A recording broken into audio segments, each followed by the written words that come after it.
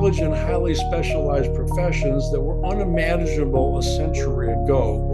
And the end of work mentions several. An entrepreneur have to think long term, have to anticipate the possibility of extreme market events. And certainly what's happening with artificial intelligence is an extreme market event over the last 2 or 3 years.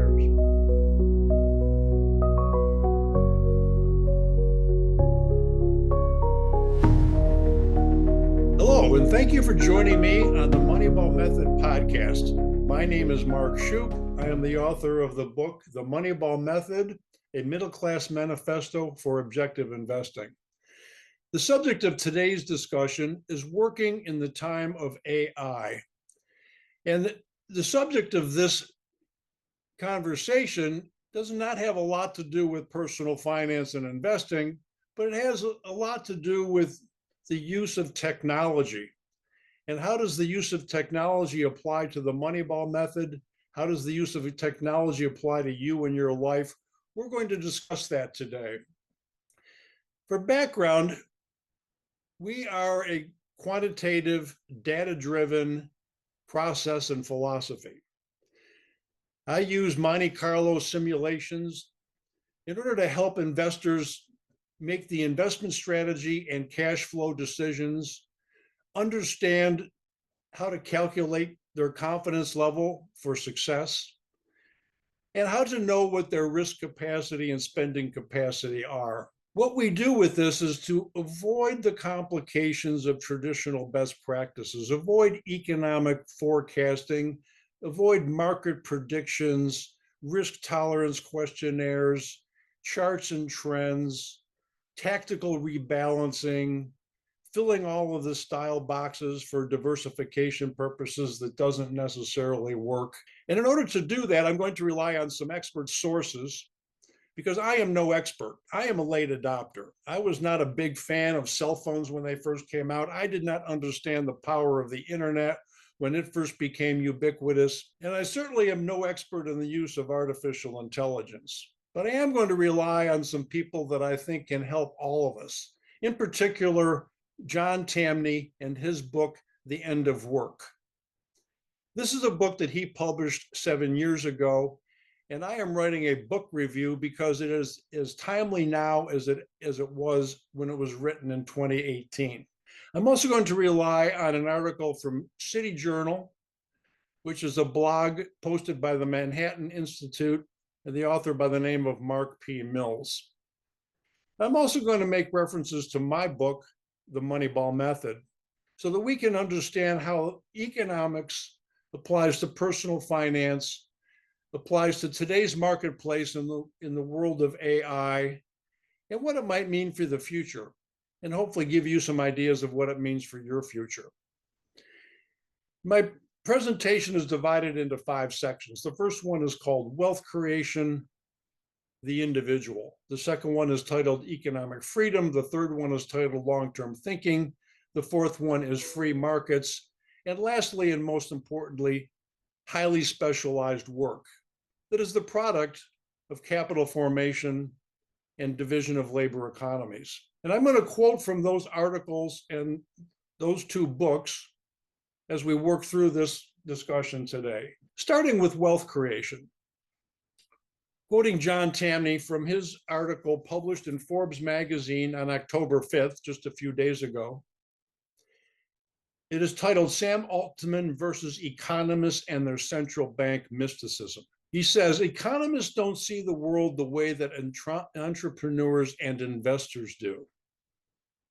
Well, thank goodness for entrepreneurs and investors, because economists see the world in ways that do not create wealth, but tend to only give power and wealth to government bureaucrats. And from that, I'm going to then discuss personal finance, quoting from my book, The Moneyball Method. And what we do is replace the stress and errors of predicting the future and beating the market with the resilience of objective data. The natural world is orderly, and you can choose to live in harmony with reality or not. But in terms of the broader picture, what's happening in the world today, I want to quote from City Journal.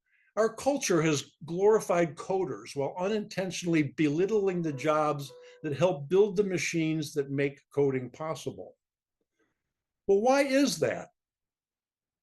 Why did computer programming and information technology become the most popular majors and all of the trades become dismissed as old school?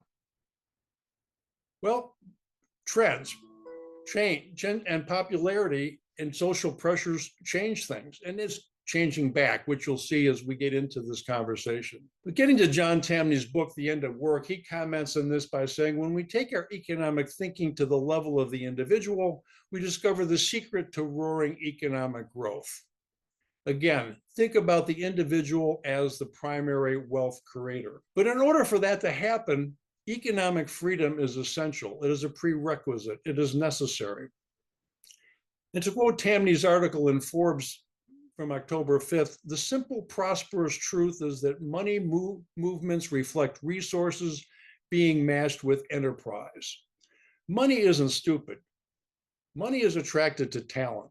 In terms of the Moneyball method and how we practice that in our personal financial decisions, I wrote, when policymakers degrade money, prices, markets, and profits for the greater good, their economic chaos and market volatility demands that you have a contingency plan. You, like an entrepreneur, have to think long term, have to anticipate the possibility of extreme market events.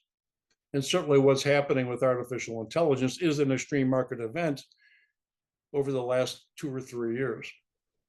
With regard to what's happening in the marketplace, particularly in America, perhaps in other parts of the world, quoting Mark Mills in City Journals, private sector spending on data construction has surpassed construction spending on all other US commercial building. It's also more than the current total spending on manufacturing facilities and power plants. Think about that. Construction is booming. The demand for skilled labor is booming. And that is the title of the City Journal article, AI needs data centers and the people to build them. What does that mean in terms of the future? Quoting from The End of Work, when the rich get to hold on to their wealth, that wealth chases new ideas that benefit the rest of us. That's how free markets work. Taxation reduces the amount of capital available for businesses to form and expand.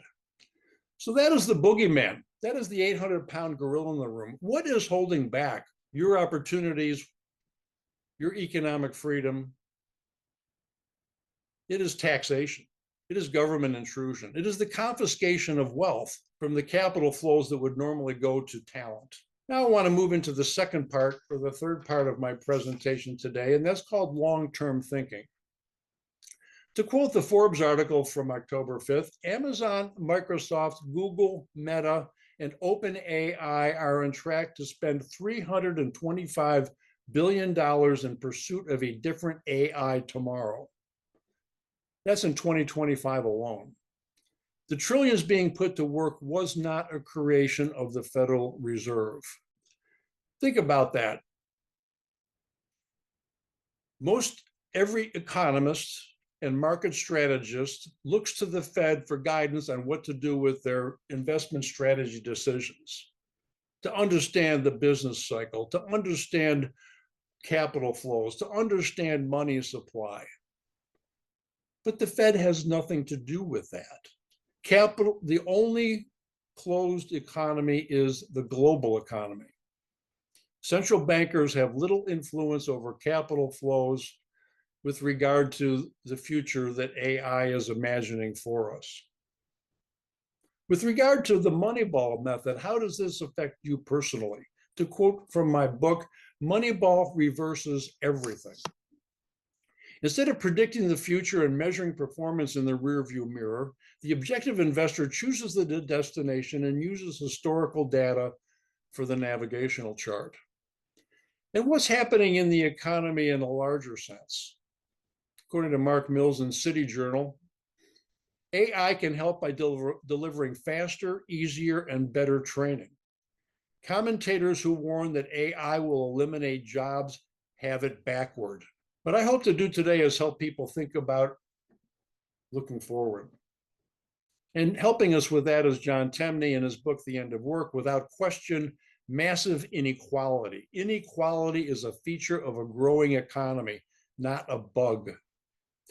That makes sense if we focus our economic thinking on the individual. As individuals, we're all in pursuit of inequality. That's what makes us happy. Doing work that elevates us as singular people. That is powerful. Inequality, systemic inequality, is a virtue because it is the virtue of the individual who is trying to improve themselves, not to conform to the social pressures that exist in common culture today. Which brings me to free markets, the fourth section of my conversation. Quoting Forbes, consider the happy fact that the only closed economy is the global economy, as I said a couple of minutes ago. Money flows to talent across borders, city borders, state borders, international borders, oceans, around the world, and with the help of AI, instantaneously, as does information. With regard to the Moneyball method and how we make decisions using free market capitalism as our guide, the premises of monetary policy, risk tolerance, market forecast, earnings estimates, manager outperformance, and mean reversion will be replaced with the principles of money, prices, markets, profit, risk capacity, and time. And time is really what the subject of this conversation is about today. Time is our most precious resource. We cannot manage time. We only have 24 hours, each of us, in each day, 7 days in a week. What we can measure is activity, or manage is our activity. What we can manage is our ideas and our attitudes with regard to money and time and activity. With regard to what's going on today, quoting from City Journal, to train more would-be tradesmen, we need to make training more effective and more interesting. The American economy will continue to need students to pursue both STEM and skilled labor trade jobs. STEM being science, technology, mathematics. And with regard to the future, John Tamney quotes in his book, the point is that your work is an expression of your talent and intelligence. It may be hard, but it's not drudgery. The goal should be to identify what that is and match what you love with extreme effort. It's not easy. It requires your will, your desire, your passion. Which brings me to the fifth category of what I'd like to talk about today, and that is highly specialized work. That is the point. As John Tamney says in his Forbes article, trillions worth of spending by OpenAI on data center construction discover a very different AI or artificial intelligence infused future. Again, those trillions of dollars predicted by Sam Altman were not created by the Federal Reserve. They were not created by any central bank. They were not created by any governmental agency. They were created by the wealth-producing activity of individuals with economic freedom. And in my book, what seems like spontaneous order are objective individual choices. No one can plan this network, and only a charlatan would want the power to do that.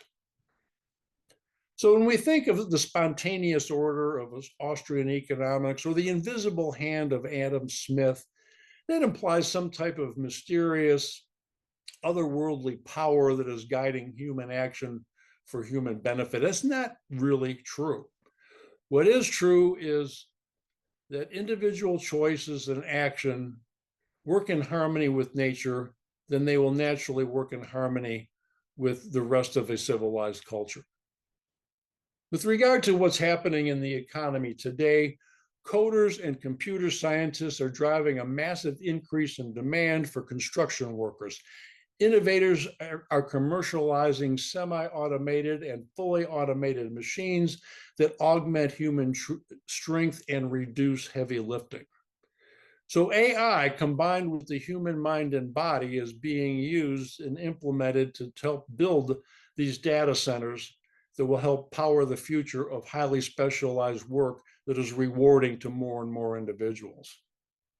Or as John Tamny says, without technological progress, your odds of finding work that matches your unique skills and intelligence would be greatly reduced. It's clear that workers go to where inequality is steepest because that's where the opportunity is.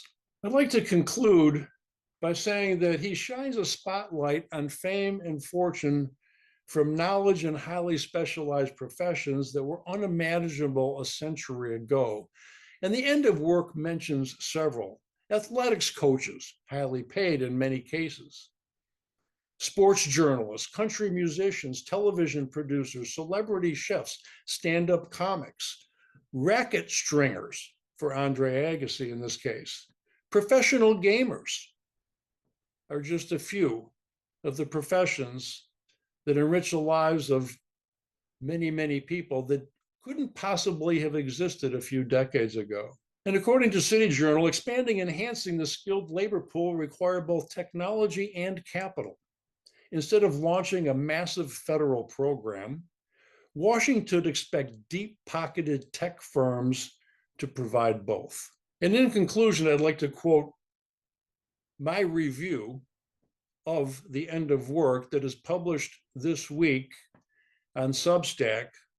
But to become the beneficiary of the explosion of highly specialized work sparked by immense wealth creation, you must decide and act with intention, develop your own unique skills and intelligence. I hope that gives you a much better impression of the bright future that technology and artificial intelligence will be bringing to us very soon. Thank you for joining me today, and I hope to see you